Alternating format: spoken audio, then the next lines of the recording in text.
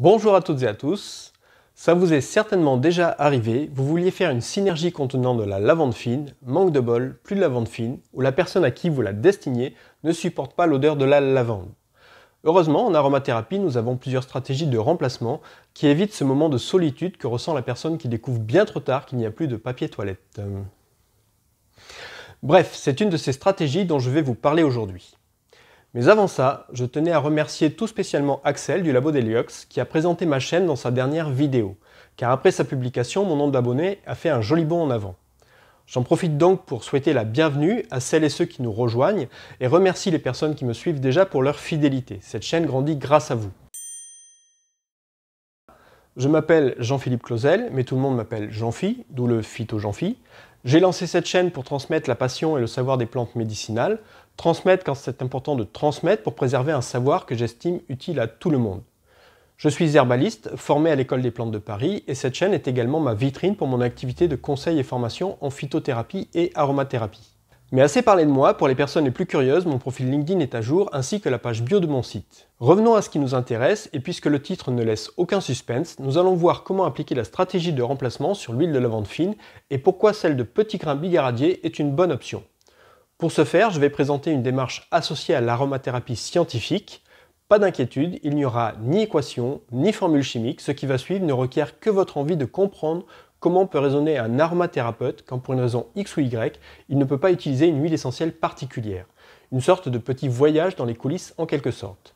Le point de départ, un aromathérapeute qui doit élaborer une synergie à visée calmante et apaisante pour une personne qui ne supporte pas l'odeur de la lavande. Je précise calmante et apaisante car on pourrait mettre de la lavande dans d'autres types de synergie. Mais dès qu'on souhaite apaiser, calmer, il est important que l'odeur soit agréable pour la personne qui utilise la synergie. L'olfaction est une des composantes de l'effet sur le système nerveux. Espérer calmer avec une odeur désagréable n'est ni un challenge intéressant ni pertinent. La première stratégie de remplacement qu'on pourrait avoir serait d'ouvrir un livre d'aromathérapie et constater que la lavande fine et le petit grain bigaradier ont des propriétés similaires. C'est basique, mais ça pourrait marcher. Mais il y a une autre façon de faire plus intéressante car elle permet d'acquérir de bonnes habitudes quand on cherche à remplacer une huile par une autre. C'est de regarder d'un peu plus près la composition des huiles essentielles. Les huiles essentielles sont des concentrés de principes actifs. Elles en contiennent plusieurs sortes. On a dit qu'on ne ferait pas de chimie, donc on va juste garder à l'esprit qu'à un principe actif correspond un type de molécule. On ne cherche pas à détailler plus. Donc une huile essentielle contient plusieurs types de principes actifs, donc plusieurs types de molécules.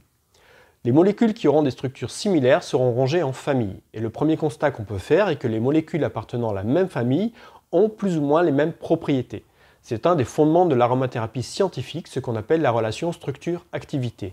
À un type de structure correspond une ou plusieurs propriétés. J'en ai fini pour la partie théorique et comme d'habitude, vous aurez toujours plus d'infos dans l'article associé. Maintenant, regardons les familles qui composent nos deux huiles.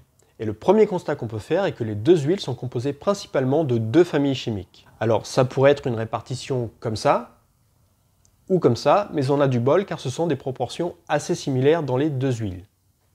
Ces deux familles prépondérantes sont les esters et les monoterpénols, deux familles qu'il est important de connaître quand on pratique l'aromathérapie.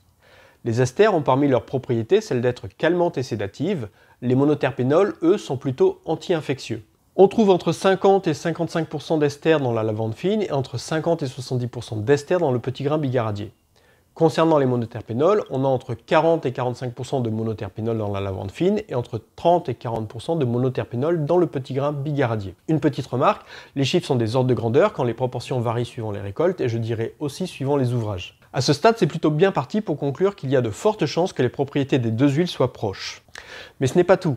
On a dit qu'une famille est regroupée des principes actifs de même nature. On peut donc creuser un peu plus pour voir les principes actifs présents dans chaque huile. Et là encore, on a une bonne surprise.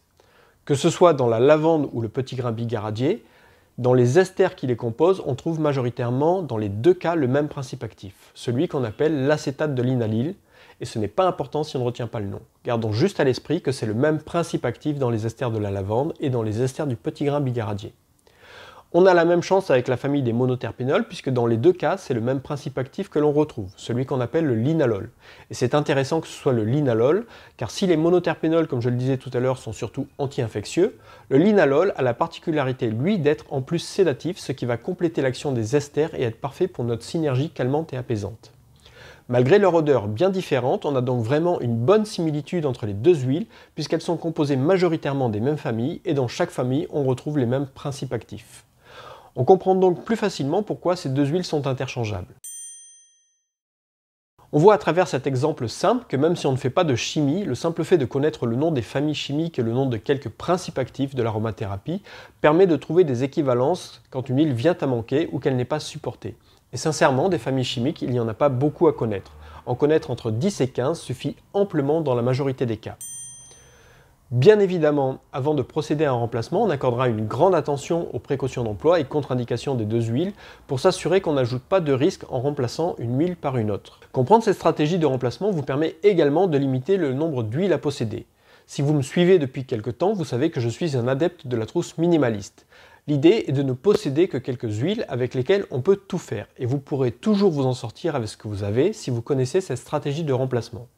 Si vous avez besoin d'aide pour construire votre trousse minimaliste, c'est par là. Prenez bien soin de vous et à bientôt pour une prochaine vidéo.